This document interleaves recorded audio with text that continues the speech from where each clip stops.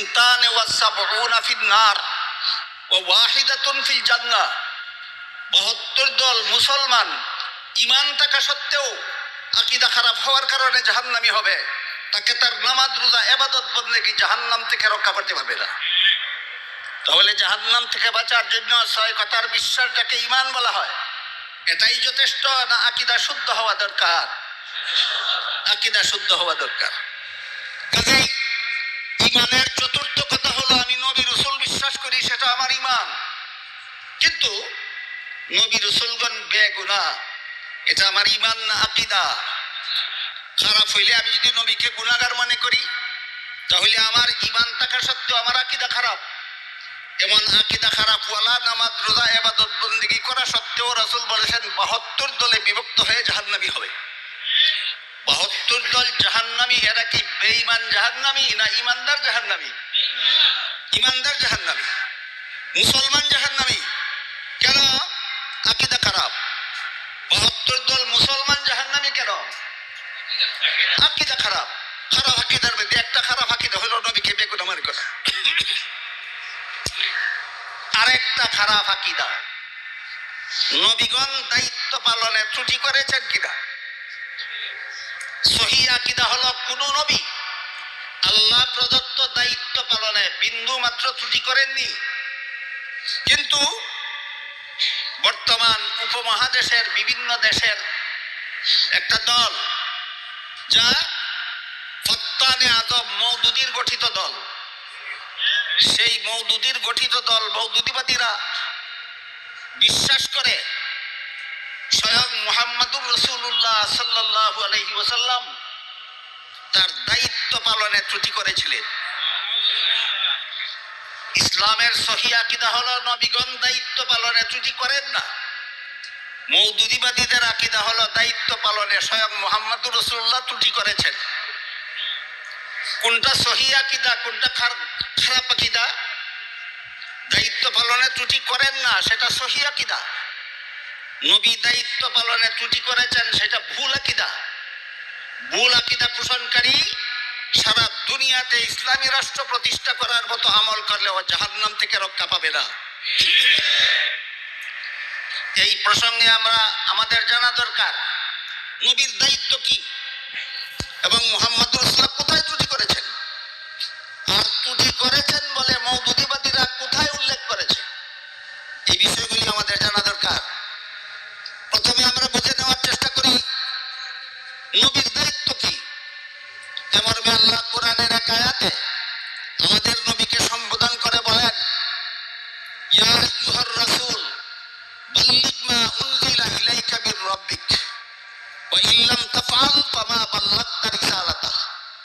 অর্থ হলো, হে রাসূল করিম সাল্লাল্লাহু আলাইহি ওয়াসাল্লাম, আল্লাহর পক্ষ থেকে আপনার কাছে যা কিছু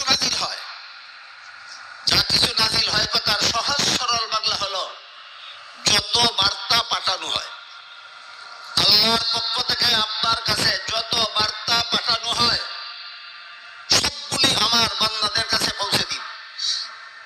একটি কথাও পৌঁছাবার বাকি থাকলে আপনার দায়িত্ব পালনে ত্রুটি হবে। এখান থেকে আমরা পরিষ্কারভাবে বুঝতে পারলাম নবীর দায়িত্ব কি এবং দায়িত্ব পালনে ত্রুটি কিভাবে হয়। আল্লাহর প্রেরিত সকল বার্তা আল্লাহর বান্দাদের কাছে পৌঁছে দেওয়া নবীর দায়িত্ব।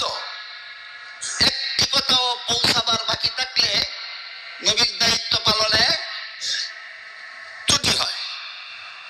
এই জন্য রাসূল করিম সাল্লাল্লাহু আলাইহি ওয়াসাল্লাম তার ঐতিহাসিক বিদায় হজের ভাষণের শেষের দিকে প্রথমে নিজে দাবি করলেন যে আমি আল্লাহর সব কথা তোমাদের কাছে পৌঁছে দিয়েছি। তারপরে হজে অংশগ্রহণকারী লক্ষাধিক সাহাবায়ে কেরামকে সাক্ষী রাখলেন, তোমরা কি বলো আমি আল্লাহর সব কথা তোমাদের কাছে পৌঁছে দিয়েছি কিনা? সাহাবায়ে কেরাম সাক্ষী দিলেন, হ্যাঁ, আপনার কাছে আল্লাহ যা কিছু পাঠিয়েছেন সবগুলি আমাদের কাছে পৌঁছে দিয়েছেন। তখন রাসূল আল্লাহকে সাক্ষী করে বললেন, আল্লাহ তুমি সাক্ষী দেখো আমি তোমার দায়িত্ব পালনে বিন্দু মাত্র ত্রুটি করিনি। তখন আল্লাহ আয়াত নাযিল করে বলেন, আল-ইয়াউমা আকমালতু লাকুম দীনাকুম, যেহেতু আমার সকল বার্তা আমার নবী তোমাদের কাছে পৌঁছে দিয়েছেন, এর মাধ্যমে আমি আল্লাহ তোমাদের জন্য ইসলামের যাবতীয় বিধিবিধান পরিপূর্ণ করে দিয়েছি। এখানে প্রথম কথা হলো নবীর দায়িত্ব আল্লাহর সব কথা বান্দাদের কাছে পৌঁছে দেওয়া। বিদায় হজের ভাষণে নবী তা দাবি করেছেন, আমি পৌঁছে দিয়েছি। সাহাবায়ে কেরাম সাক্ষী দিয়েছেন, স্বয়ং আল্লাহ সাক্ষী দিয়ে বলেন, এ কারণেই ইসলামের বিধিবিধান পরিপূর্ণ। বুঝা থাকলে বলুন, নবীর দায়িত্ব পালনে ত্রুটি করার কারণে ইসলামের বিধিবিধান পরিপূর্ণ হলো না ত্রুটি মুক্ত হওয়ার কারণে? এই কথাটা বোঝার পরে এবার আমরা বোঝার চেষ্টা করি এই মওদুদিবাদী দলের প্রতিষ্ঠাতা নেতার নাম সৈয়দ আবুল আলা মওদুদি। সৈয়দ আবুল আলা মওদুদির লিখিত কোরআনের মন গড়া ব্যাখ্যা গ্রন্থের নাম তফহিমুল কোরআন। আবুল আলা মওদুদির লিখিত এই ব্যাখ্যা গ্রন্থ তাফসীরুল কোরআন নয়, মন গড়া ব্যাখ্যার নাম তফহিমুল কোরআন। তিনি তার এই ব্যাখ্যা মন গড়া ব্যাখ্যা গ্রন্থের ভূমিকায় লিখেছেন, আমি পূর্ববর্তী এই ব্যাখ্যা গ্রন্থ লিখতে গিয়ে পূর্ববর্তী কোনো মুফাসসিরেরও অনুসরণ করিনি, পরবর্তী কোনো মুফাসসিরেরও অনুসরণ করিনি। আমি নিজে নিজে কোরআন পড়ে মনে মনে যা বুঝেছি তফহিমুল কোরআনে হুবহু তাই লিখে দিয়েছি। পূর্ববর্তী মুফাসসিরের অনুসরণ না করে, পরবর্তী মুফাসসিরের অনুসরণ না করে কোরআন নিজে নিজে পড়া আর মনে মনে বোঝা, এটা কোরআনের জঘন্যতম মন গড়া ব্যাখ্যা। কোরআনের জঘন্যতম মন গড়া ব্যাখ্যা। এই জন্য কোরআন ব্যাখ্যার মূলনীতি প্রসঙ্গে আমি সামান্য একটু আলোকপাত করতে চাই আপনাদের। কোরআনের সহি ব্যাখ্যা পাওয়ার সর্বমোট 6টি ঠিকানা আছে। কোরআনের সহি ব্যাখ্যা পাওয়ার সর্বমোট ঠিকানা 6টা। প্রথম ঠিকানা, কোরআনের এক আয়াতের ব্যাখ্যা যদি অন্য আয়াতেই পাওয়া যায় তখন কোরআনের ব্যাখ্যা স্বয়ং কোরআনেই হয়। দ্বিতীয় ব্যাখ্যা, কোরআনের সহি ব্যাখ্যা নবীর হাদিসে পাওয়া যায়, তখন নবীর হাদিস কোরআনের ব্যাখ্যা হয়। তৃতীয় পর্যায়ে কোরআনের কোন ব্যাখ্যা যদি সাহাবায়ে কেরামের বিবরণে পাওয়া যায় তখন সাহাবায়ে কেরামের বিবরণ কোরআনের ব্যাখ্যা হয়। চতুর্থ পর্যায়ে কোরআনের কোন ব্যাখ্যা যদি তাবিঈনের বিশ্লেষণে পাওয়া যায় তাহলে তাবিঈনের বিশ্লেষণ কোরআনের ব্যাখ্যা হয়। পঞ্চম পর্যায়ে কোরআনের কোন ব্যাখ্যা যদি মাযহাবের ইমামগণের মাধ্যমে পাওয়া যায়, ইমামগণের সেই বিবরণটাই কোরআনের ব্যাখ্যা হয়। ষষ্ঠ পর্যায়ে কোরআনের কোন ব্যাখ্যা যদি আরবি গ্রামার এবং আরবি ডিকশনারির অনুকূলে হয় সেটাকেও ষষ্ঠ পর্যায়ে কোরআনের ব্যাখ্যা বলে গণ্য হয়। পক্ষান্তরে কোরআনের যে ব্যাখ্যা কোরআনের কোন আয়াতে পাওয়া যায় না, কোরআনের যে ব্যাখ্যা রাসূলের কোন হাদিসে পাওয়া যায় না, কোরআনের যে ব্যাখ্যা সাহাবায়ে কেরামের বিবরণে পাওয়া যায় না, কোরআনের যে ব্যাখ্যা তাবিঈনের বিশ্লেষণে পাওয়া যায় না, কোরআনের যে ব্যাখ্যা মুজতাহিদ ইমামগণের মাযহাবের ইমামগণের বিবরণে পাওয়া যায় না, কোরআনের যে ব্যাখ্যা আরবি গ্রামার এবং আরবি অভিধানের অনুকূলে নয়, সেই ব্যাখ্যা মন গড়া ব্যাখ্যা। কোরআন ব্যাখ্যার এই মূলনীতির আলোচনাটা বোঝার পরে আপনারা বলুন, সাহাবা, তাবিঈন, তাবে তাবিঈন, আইম্মায়ে মুজতাহিদিন এদের ব্যাখ্যার অনুসরণ না করে যে কোরআন নিজে নিজে পড়ে আর মনে মনে বুঝে, তার ব্যাখ্যা সহি ব্যাখ্যা না মন গড়া ব্যাখ্যা?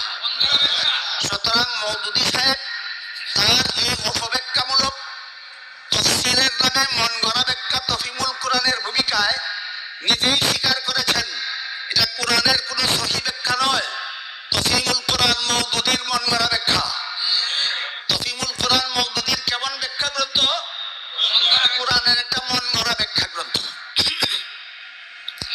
এই তফহিমুল কোরআনের সূরা নসর, ইযা জাআ নাসরুল্লাহি ওয়াল ফাতহু ওয়া রাআইতান নাসা ইয়াদখুলুনা ফি দীনিল্লাহি আফওয়াজা ফাসাব্বিহ বিহামদি রাব্বিকা ওয়াস্তাগফিরহু। এই যে ওয়াস্তাগফিরহু শব্দটা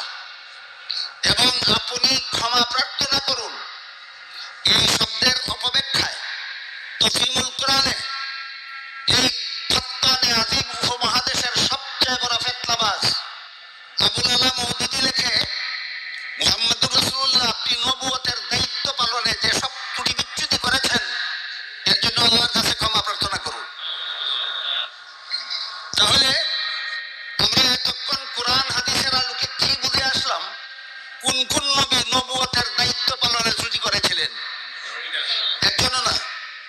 সর্বশেষ এবং সর্বশ্রেষ্ঠ নবী মুহাম্মদুর রাসূলুল্লাহ সাল্লাল্লাহু আলাইহি ওয়াসাল্লাম সম্পর্কে সূরা নাসরের একটা মাত্র শব্দের অভাবের অপব্যাখ্যায় এই মওদুদিবাদীদের প্রতিষ্ঠাতা নেতা সৈয়দ আবুল আলা মওদুদি লেখে, মুহাম্মদুর রাসূলুল্লাহ দায়িত্ব পালনে ত্রুটি করেছিলেন, এই জন্য আল্লাহ তাকে ক্ষমা প্রার্থনা করতে বলেছেন।